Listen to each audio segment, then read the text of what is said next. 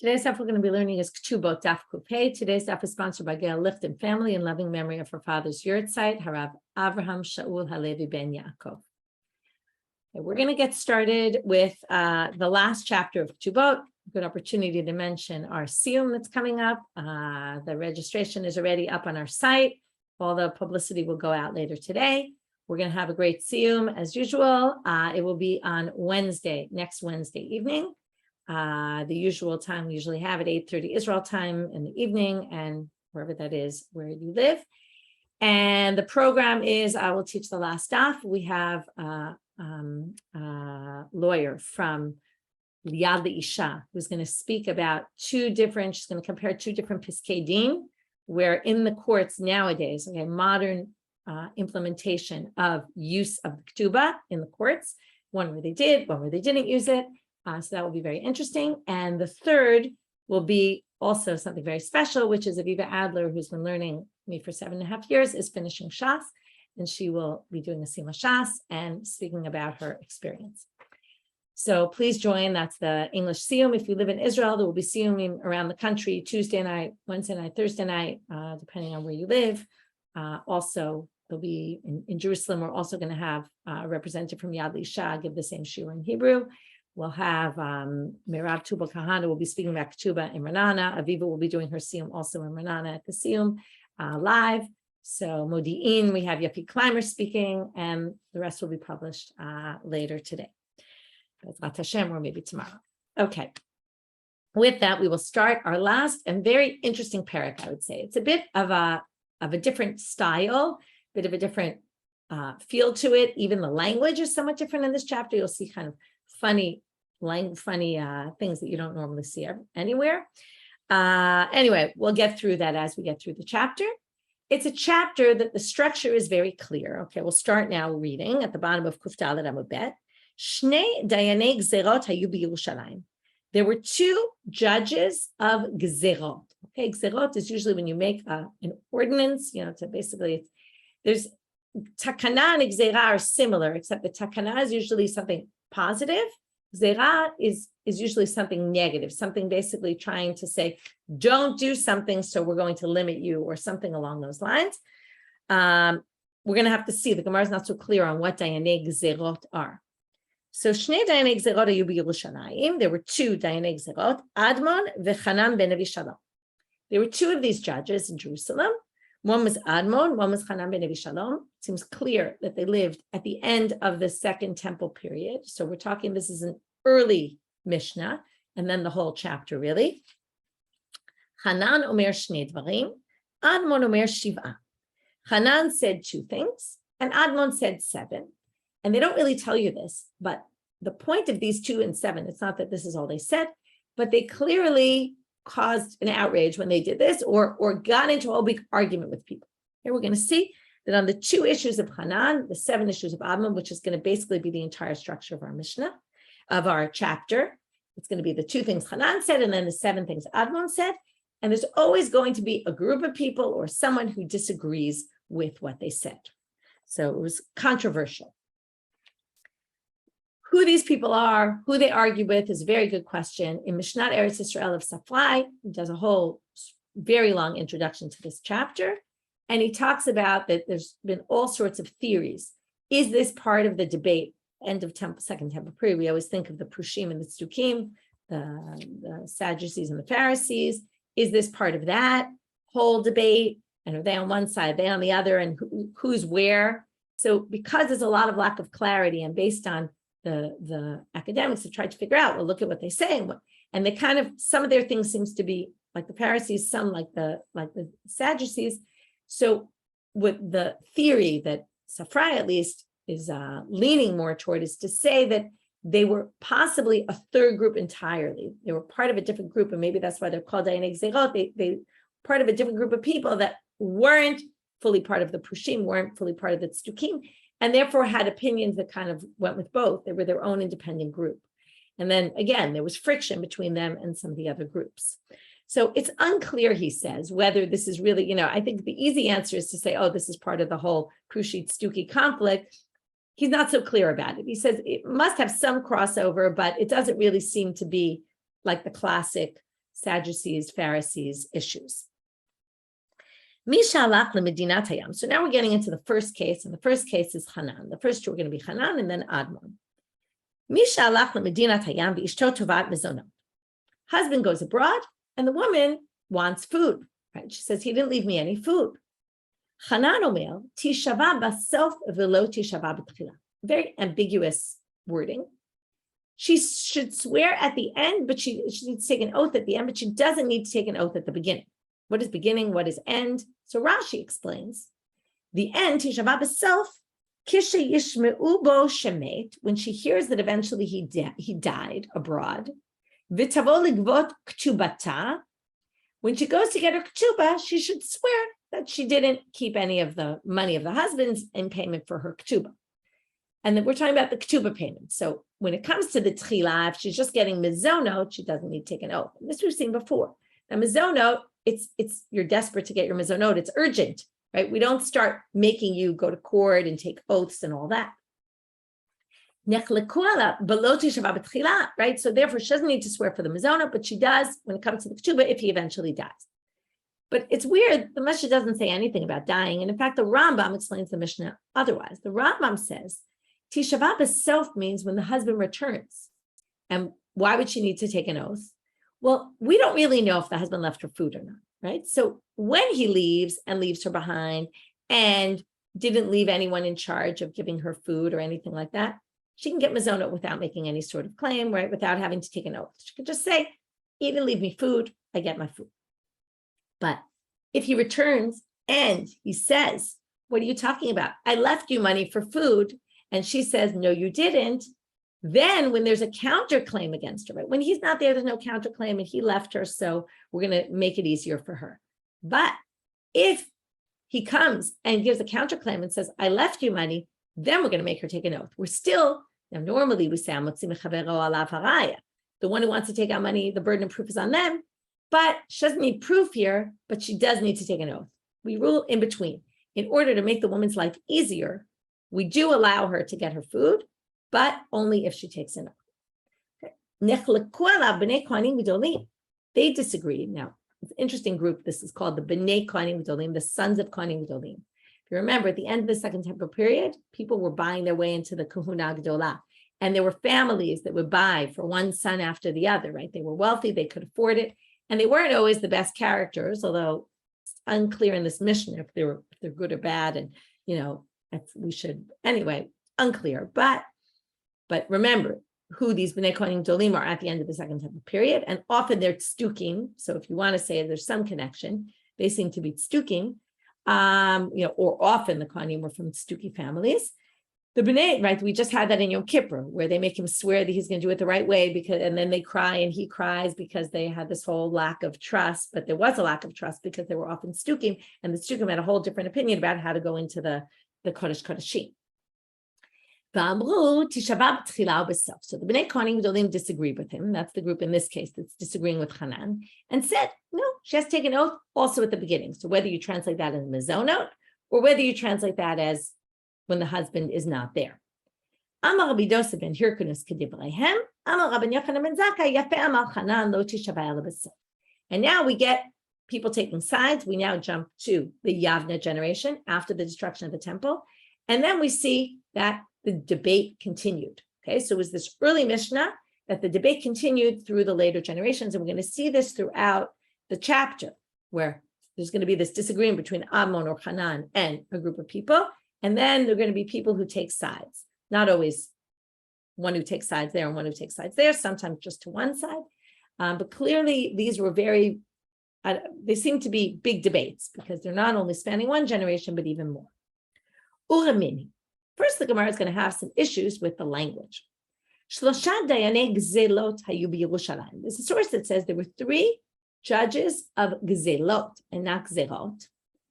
Admon ben Gedai, v'Chanan Mitzri, v'Chanan ben Avishalom. We're clearly talking about the same people. Number 1, we're going to have an issue. Kasha tzlat atrein. This says there were 3, and our Mishnah says there were 2. V'kasha gezeirot, gezeilot, and our Mishnah called them dayanei gezeirot. And this Braita called them dayanei gezeilot. Now, first of all, if you know anything about linguistics, right? If you don't know too much, L and R are often letters that Lamed and Resh switch, meaning people confuse them. People often, those are letters that get flipped between different languages also. So gezeirot and gezeilot, you could see why somebody might make a mistake, right? And think that they heard that and they wrote that down instead of, especially if it was all passed down orally, they could sound very similar, those sounds. So anyway, the Gemara doesn't usually go with that approach. Oh, one is a mistake. So what do they, even though sometimes they do, but what do they answer? So first they deal with the 2 and 3. 2, 3, that's not an issue. Now, you can explain this in 2 different ways. The chashav could mean the important ones were mentioned and not the less important ones in our Mishnah. But it's hard to say that because Chanan Mitzri appears many more times in the Mishnah than Admon and Chanan. He seemed to be a more important character. So it's hard to say the chashiv meant he mentioned the important ones and not the less important ones. It's more likely he mentioned the ones that were relevant, the ones he needed, because we were talking about the 2 and the 7. So because of that, he mentioned those and not the others. Oh, by the way, that's good, Miriam. I like that. The armilata and right, and almana is also called an armilata. The resh and the lamed switch there. That's an excellent example, very relevant to what we're learning. Okay. Ela, gezeirot, gezeilot, kasha. But what are we going to do with this gezeirot, difficulty? Amar Nachum bar Yitzchak, shayu gozrim gezeirot al gezeilot. They combine them. They say, what were the ordinances that they were instituting? What they were really instituting was the knasot, the penalties. They decided how much we would penalize someone for theft. Okay, now theft could be a broader term, not just for theft, but damages caused. And in this case, we're going to talk about damages caused by your animal. They're going to give an example. Kidetanya, kitma nitia. If your animal went into my field and knocked over a brand new sapling, okay, a little tree, which we have no idea what its potential is. It could be a tree that's going to grow huge and bring me tons of fruit. It could have been a tree that, became a dud and didn't really go anywhere. So how do we evaluate it? Rabbi Yossi Omer, so here you see it. They were the ones who instituted how much knas, the gezeirot. They would say nitiya bat shnata shte kesef, bat shte shanim arba kesef. This reminds us at the beginning of the Masechet, where we learned about the knas of the ones, the mefater, right, the rapist or the seducer. There's a set price. Doesn't matter who you are, who you raped, anything else. There's one set price. That's what these people instituted. They instituted the set price for a sapling that somebody destroys. If it's a year old, then you pay 2 kesef. If it's 2 years, you pay 4 kesef. Okay, they decided around, not, I don't know, arbitrary, but they set a particular amount that would basically be the average probably price of what the loss would be, and that's what they did. So there you see, it had to do with gezeira and gezeila, and that's how they resolved the language. Ulemini, but wait, there's another source that goes against what we saw before. Again, there were 3, Admon, Chanan, Nachum. What about Nachum? So Amar Papa Mantana Nachum Rabbi Natan. There was a debate not only among these dayanei gezeirot with other people, as we see in all of our Mishnah. All of this chapter is going to be all about those debates. There was even a debate about who was part of these dayanei gezeirot. So they're going to say the one who said Nachum was part of this group. Now, this, by the way, reminds us, if you remember, from Masechet Shkalim and other Masechtot, where we talk about things that happened in the temple, okay, and Yoma also. There's often a debate about what exactly transpired in the time of the temple, because already when we're talking about the Tannaitic time period, we're talking about a few generations later from, right, it starts during the temple, but it continues much later, and most of the people that we see are later, and they weren't living in the time of the temple, so they don't really know what the reality was. So here we have a debate about reality. Which people were part of this group of dayanei gezeirot? So Rabbi Natan is the one who said, Detanya Rabbi Natan Omer, Af Nachum Amadi migolzrei gezeirot shebiyerushalayim haya, v'lo hodu lo chachamim. He thought that he was also part of this group, but the rabbis didn't agree with him. Why it's important he was part of this group or not is a good question. They seem to be an important group, and we're going to see, when you see in a minute how much salary they got. They seem to have gotten a high salary and paid by the temple treasury. Seems like these people were in a very prominent position, and maybe that's why they want to figure out who were these people who were part of it. Interesting that Safrai notes, I didn't pick up on this, but he points out it's very interesting. Notice Nahum Amadai is from Medes, and Chanan Mitzri is from Mitzrayim, and a bunch of these were tannaim. Most of the tannaim were born in Israel. There are tannaim who weren't, but it seems like a group of these people at least were not native-born Israelis, which is just interesting. Now the Gemara says, Vituleka, what were there not any others?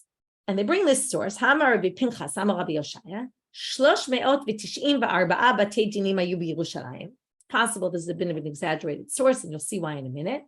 There were 394 courts in Jerusalem, which would sound like there's a lot more than 3 dayanei gezeirot. Of course, nobody said these were dayanei gezeirot, and that's what we're going to answer. But right now they say there were 394 courts. Rashi said, if you know from Sanhedrin, if you ever learned Sanhedrin, there's courts of 3, there's courts of 23, and then there's the Sanhedrin Agadol, which has courts of 71 people. Rashi says this 394 number in Jerusalem were the courts of 23, okay, which the commentaries say that's very difficult to say because Rashi in Sanhedrin talks about how there were 3 courts of 23 in Jerusalem. Either they were different time periods, or some people say there's a mistake in Rashi here, and he really meant courts of 3 judges. There were 394 of them. Kenegdan, batei knesiot, they had the same number of shuls or gathering places. Uchenegdan batei midrashot, places of learning. They also had 394 of them. This is why it seems exaggerated. They had the exact same number of all these things. Ukenegdan batei soflim, and houses of soflim, people who were the scribes.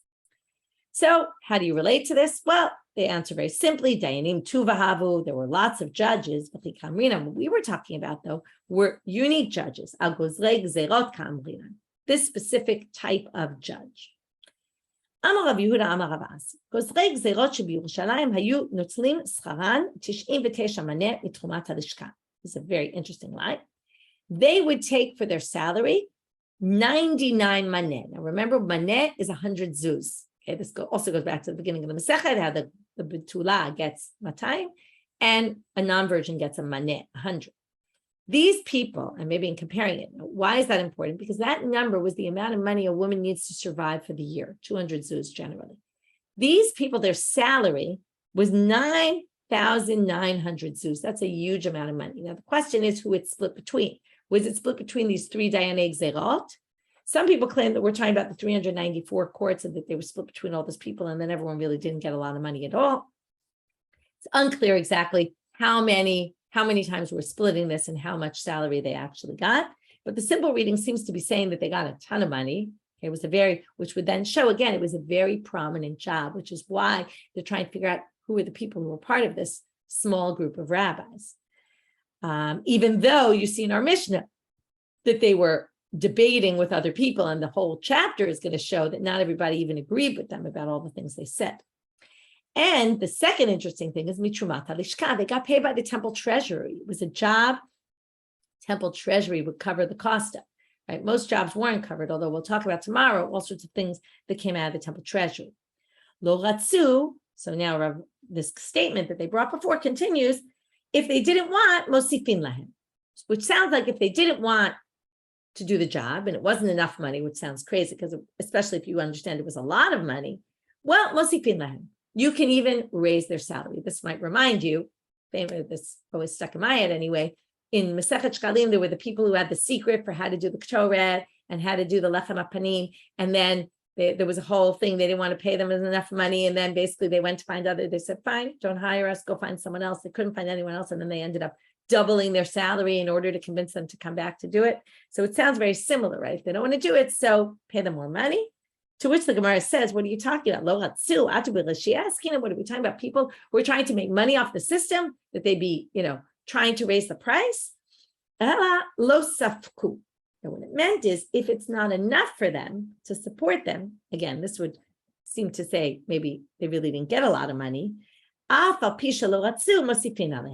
if the people say, no, don't pay us any more money, but if it's not enough to sustain them, then you have a responsibility to spend more money on them and up their salary, because you want, right? This is always an issue, and this is going to be the issue going forward right now, which is you want to make sure that we have good judges and therefore pay them what they need in order to stay as judges and not be feeling like they have to go work and then they can't work as judges. Now they talk about how judges would get their salary.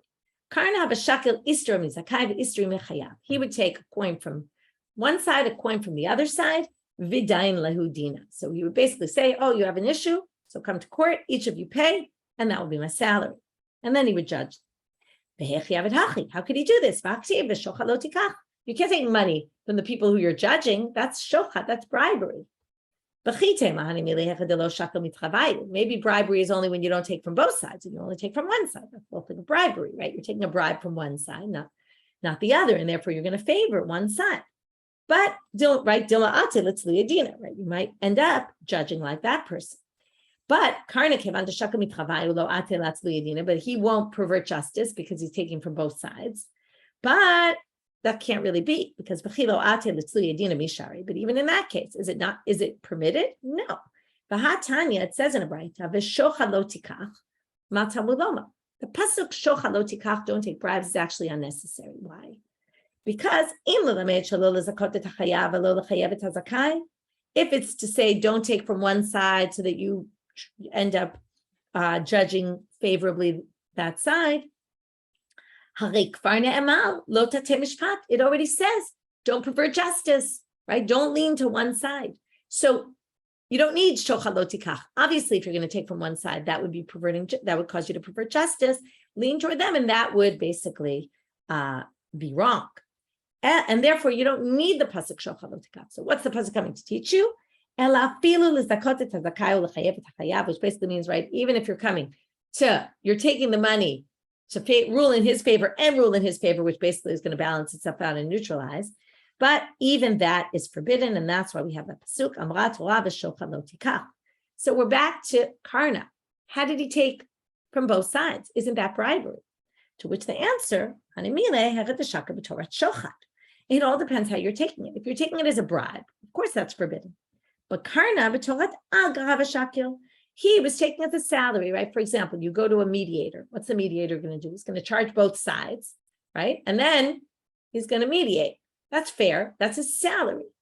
If he doesn't take a salary, or if he took a salary and then you start giving him money and both sides give him money, that will be a bribe. It all depends on how it's given. But that's not going to be so simple either. B'torat agra mishare, but can you actually pay him as a salary? Isn't there an issue? This is part of a broader sugya of you can't take money for teaching Torah, you can't take money for judging in a court. It's all a big issue. Now, how do teachers get salaries? We'll talk about in a minute. But if you take money to be a judge, your dinavar b'telim, what you do is basically erased. Anything you did, you judged, is not, the ruling is invalid. So how could he have possibly taken a salary? Hanimile agar dina, karna agar b'tela v'shakil. If you take a salary for judging, it's a problem. If you take salary for not working, you say, listen, because I was judging, I couldn't go to work in my high-tech job, and therefore I want to get a high-tech salary, right? So that'd be a little tricky, but yes, I want to get paid because I otherwise would have been working, and now I'm losing out on, and that's theoretically the loophole that they use for paying teachers salary, because they could have been working in another job, but they're losing out by not working in another job, they can make. Okay, that seems like a good, reasonable solution, but we still have a problem with this. Agar b'tela mishari, is it really allowed to take what we call schar batala, right, when you're not working? Hatanya micho'av, there's another statement that we're going to have to rectify. First statement was, if you take a salary, anything you ruled is wiped out, erased. Now it says, micho'av hadayan. Okay, the dayan, micho'ar literally means ugly, but means something a little bit different here, not ugly in looks, but it's despicable, I guess you could say. The judge, shenotel sachar ladun, that takes money to rule, to judge, ela shedino din, but his rulings are valid. Okay, b'diavad, post facto, it's effective. So echidami, what's the case? Ilema agardina, if you say it's schar dayan, then dino din. We already know if you take salary to be a judge, we already know it's not valid, even post facto. Didn't we learn? Sorry, it's a Mishna. It says in the Mishna, if you take sachar ladun dina b'tilin, ela agar b'tela, v'katani mechuar dayan, must be schar batala, and even then it's not recommended. If you do it, it's okay, but it's not recommended. By the way, another solution could have been to say these are two different approaches. Some people say we undo your judgments, and some people say not. But that's not the way the Gemara likes to view them all as one whole, and therefore try to come up with a way to rectify them. In which case, we're stuck with, how did he get paid at all? Because it seems like ideally you shouldn't get paid. To which the Gemara says, Hanimile betela de lo mucha, karna betela de mucha havashakim. There's a difference between if I say, listen, I could be working in high tech, but do I have a job in high tech? Would someone hire me in high tech? There's no way I could, right? I could say that. It's very nice to say that. But who says, right? Maybe I really don't have any job, and maybe I really would just be on the street otherwise, and then I can't really demand schar batala. If I do, it's mechoal. But if I had a job, an actual job, that's called betela de muchacha. It's proven. If I had a job and everyone knew I had a job, and then I stopped working in that job to be a judge, I had a really good high-tech job paying a very high salary, and then they wanted me to be a judge, and I left that job, then I could claim schar batala because it's clear I had a job. And how are we going to show this about Karna? Oh, we know about Karna.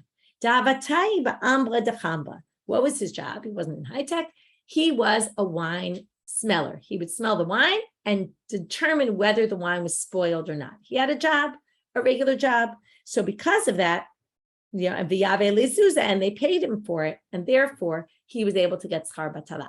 But if you didn't have a job before and you couldn't prove it, then you can't claim, or if you did claim schar batala, right, you shouldn't. If you did, your judgment will be okay, and that's as opposed to someone who takes salary for actually judging, whose rulings are actually undone.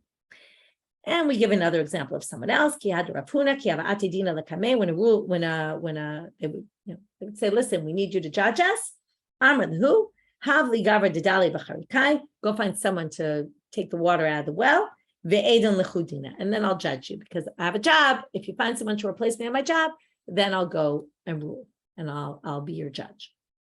So we see that would be mucha, right, where it's clear he had a job.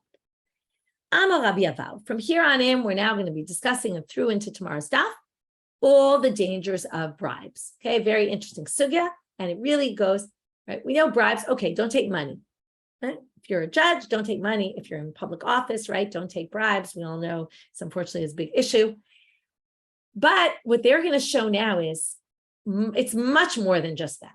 Okay, we're going to show all sorts of real cases where people did things that basically caused other people to try to find favor. Try to basically rule like them, or we'll see all the cases. So how much it blinds you when you take bribes. Adam chash be'einav. So here he's basically trying to say how absurd the situation is. If you have, you start going blind, let's say. You go to a doctor and you'll spend any money you have. But you don't really know if they're going to fully cure you, but you're willing to put money down. These people take money. They'll take money to blind themselves. In other words, they're basically going in and saying, blind me, okay? Because shochad blinds. So they're taking money to basically cause themselves to go blind. Meaning, what's crazy is money is so important to them that they're not willing to spend the money to heal themselves, but they're actually taking money. They'd rather have money and know that they're going blind. And they bring it from a pasuk that says that shochad will blind people. It's a pasuk in Shemot. Tanu Rabbanit. Brita says, there's another pasuk from Sefer Dvarim that shochad blinds the eyes of the wise men. And all the more so, if you're not wise, it'll also blind you. And it will also warp the word, the way that tzaddikim think. All the more so for evil people. So the Gemara says, wait a minute. The context of those two psukim have to do with the judges. So midi tipshim u'rishayim b'nei din. They wouldn't be judges, people who aren't wise, people who are evil. So what it must mean to say is like this.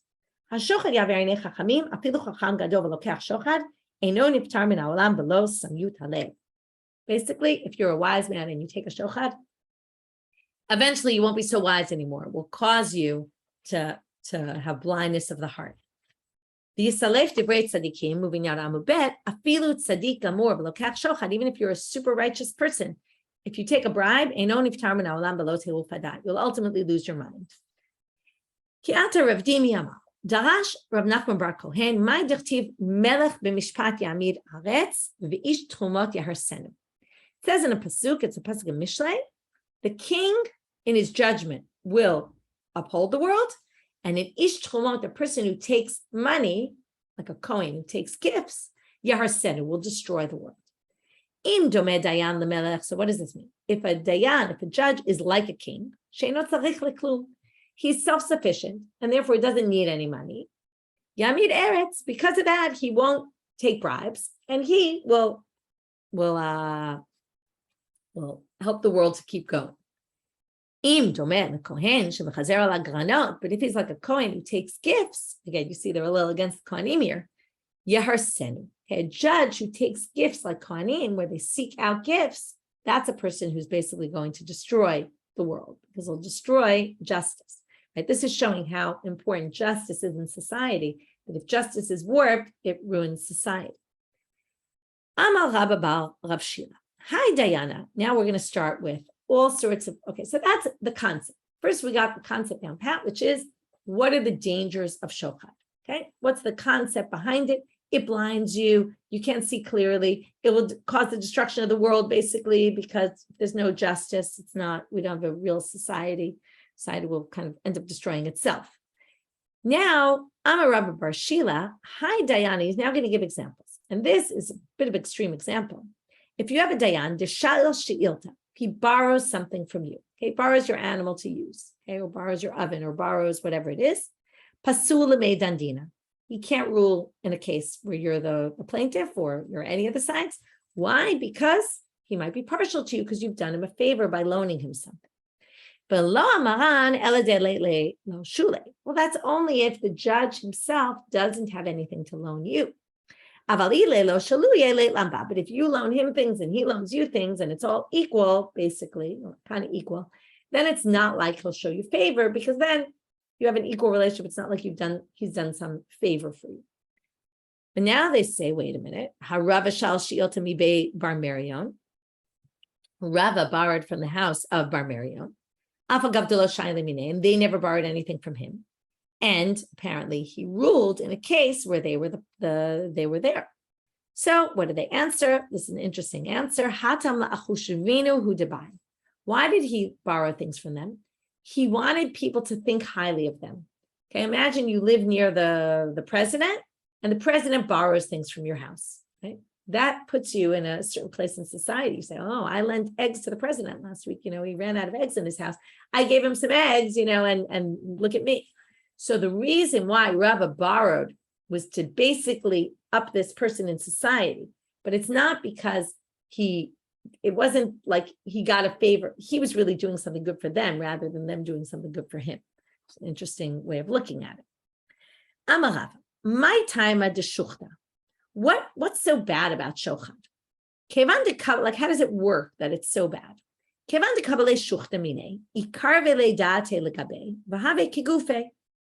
He says when you take shochad from someone, it brings you closer to the person. And when he brings you closer to the person, it almost makes it like you're that person.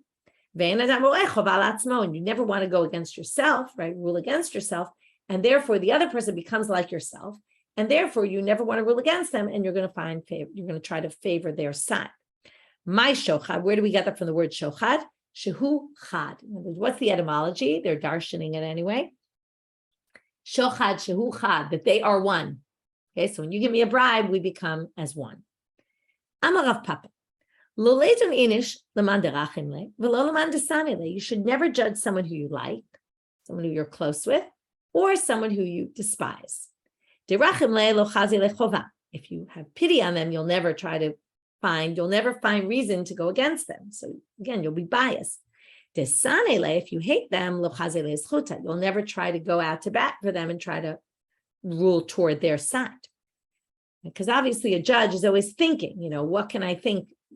You want them to think about all the sides, try to think about all the reasons to make this person liable and all the reasons to make that person also innocent. So when you do that, it's very hard to be impartial if you either like them a lot or despise them. Am Rabbi, Hai Tzorva me Rabbanan, de Merachim lebnei mata. He says there's a Tzorva me Rabbanan, there's a Talmid Chacham in our community, in the city, that people like a lot.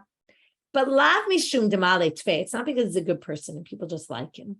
El mishum de lo muchach lehu b'vilei dishmaya. It's because he doesn't reprimand them, he doesn't rebuke them for the things they're doing wrong, right? There's some people who, they're leaders in the community and they rebuke people all the time. People don't like them because they're rebuking them. So he says, this guy, it's not because he's well liked, because he doesn't rebuke them and they like him. Unclear why the sugya is here, because it's not exactly talking about judging. Okay, it seems to be just talking about people liking or people not liking people, and the people might not like people or like people not because they like them, but because of other reasons. So now he says, the people of my city, they all like me a lot. Okay, that was in the beginning. In the beginning, everybody liked me, or I thought everybody liked me. But when I became a judge, there were people I ruled like them, and they loved me. People who I ruled against, they hated me. But once they saw, but then they saw that today I ruled against them, but tomorrow I ruled for them. Then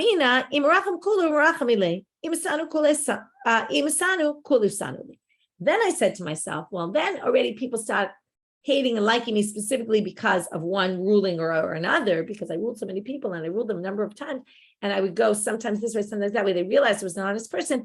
And then I realized, and this last line is a little hard to understand, that if they like me, then they're all going to like me. And if they hate me, they're all going to hate me. But I guess it's not necessarily going to be dependent on how I rule them. Tanu Rabbanan. So that was a little bit of an aside about people liking or people hating people who are prominent people in the community. Tanu Rabbanan. V'shochad lo tikach. Eino tzarich lomar. This is the intro to the whole next section. Shochad, we normally think of a bribe, you give someone money. But now they're going to say, Eino tzarich lomar shochad mamon. Ela afilu shochad dvarim nami asur. When it says don't take bribes, it doesn't only mean money. It also means dvarim. Now, dvarim usually means words. You could bribe someone in words. You go to the teacher and you compliment the teacher a lot, and right, that kind of thing is something that could also be considered a bribe. If you compliment someone. Now, what's interesting is the Gemara is not going to give examples of words. They're going to give examples of actions, and we're going to see in a minute, not actions of giving money. And there's a whole deliberation among the commentaries whether dvarim really means words, or does it actually have to have some action associated with it? Maybe words is not enough to be considered a bribe. So we'll see. I mean, we won't see, but that's just so you know, there's a disagreement about how to understand this. How do we get it? It doesn't say betza. Betza is money as a bribe. It says shochad. So from there, you learn even shochad dvarim. So what could that be? And now we're going to have a whole slew of examples. He was going over a bridge or a water. Someone gave him his hand to hold. So he starts a conversation with him. He says, what do you do in life? And interestingly, he answers him, I'm on my way. Maybe he's saying, what are you doing here? He says, I'm on my way to court. He says, I can't be your judge because you just helped me. Okay, so here, just giving someone a hand, helping them across, that already is an issue. He was sitting and judging. A bird flew over his head, and there was a feather stuck on his head. The guy came and took it out. He said, what are you doing? I have a judgment. I'm waiting to be judged. I can't judge you because you help me. There was spit, saliva on the ground in front of him. Guy came over and covered it up so he wouldn't step on the saliva. What do you do? I'm about to go to court. I can't judge you. Rabbi Shmuel Rabbi Yossi, okay, this is a more extreme story. Rabbi Shmuel Rabbi Yossi have a ragil, arise davamaitele komale shabta kante depere. His sharecropper who worked in his field and basically would take a percentage for himself. Every Friday afternoon, he'd bring a basket of fruit of Rabbi Shmuel's stuff, his own stuff, right? It was his field. He would bring him his basket of his fruits every Friday afternoon. which were his own.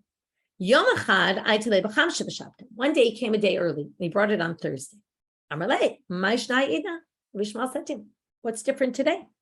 Amalei, Dina itle. On my way to court. I said on the way to court, I'll just drop it off. Lo kabil mine. So the first thing he says is, I'm not accepting this basket of fruits, even though it was his own fruits.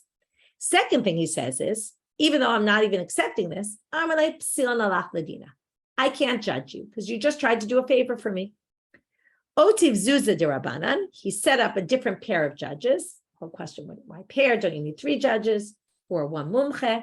Anyway, they try to say, maybe he meant 2 next to a third. Maybe zug means 3, even though zug is usually a pair. Maybe when it comes to judges, pair really means 3. Maybe they were mumchim and he didn't really need 2. 1 was enough. Anyway, I don't want to get that's on his side.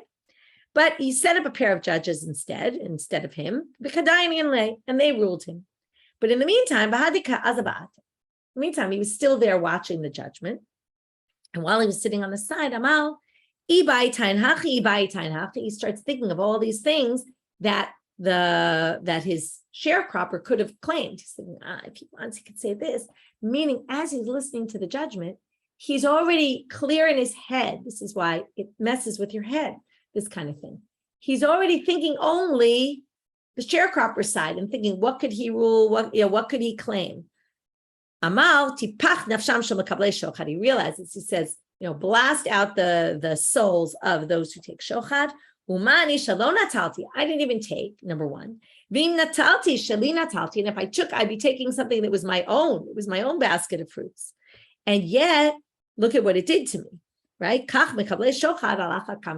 you actually take a bribe, all the more so are you going to, right, is your brain going to be skewed and biased toward that person.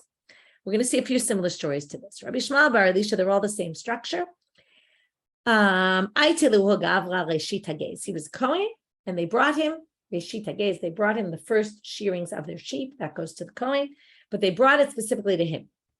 Amarlo lemhecha. He didn't recognize the guy. He said, "Where are you from?" Amarlo miduchplan. I live someplace out there. What? You didn't find a Kohen that whole way? You came from there? What? That you came all the way to me? I'm on my way to court. I thought on the way to court, I'll bring this to you. Right? He was going to be his judge. Number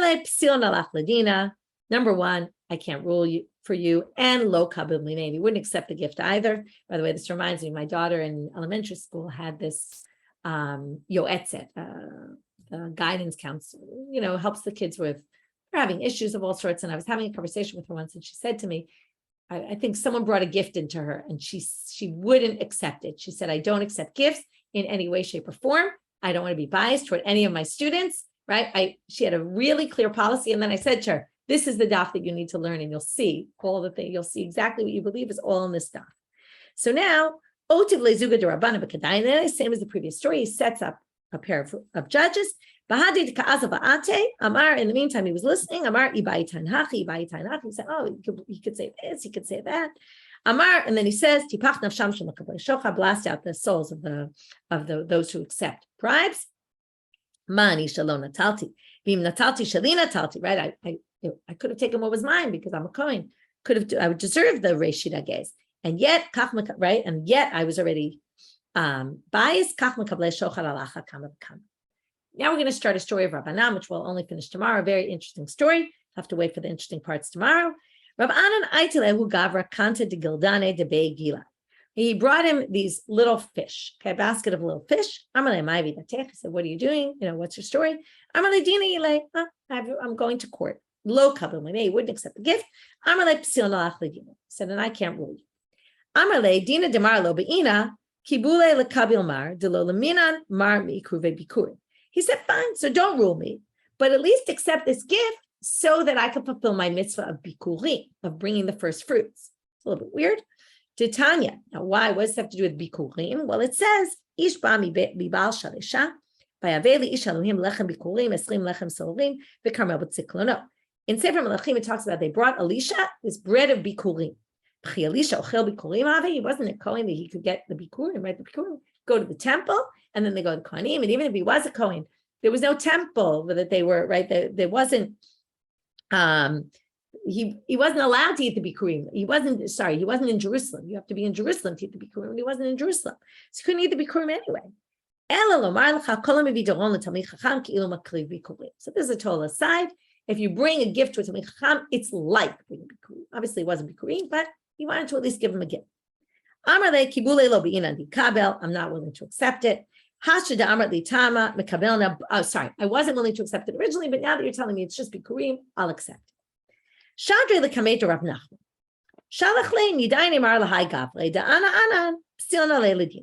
So now he says the following, and this is the line that's going to totally mess things up. And we'll wait till tomorrow to see what's wrong with this line. But he sends him to Rav Nachman's court. And he says, Rav Nachman judged him because I am pasul ladin. And he didn't tell him why he's pasul ladin. So Rav Nachman, we're going to see, Rav Amar, he says to himself, if he's sending them to me, it must be, why is he pasul? It must be relatives of his. And now we're going to see, because he thought they were relatives of Rav Anan's, how that shifts his way of thinking. So this is so distant. He gave a bribe to someone who wouldn't even accept it, who then eventually accepts it. But because of that, he sent it to someone else.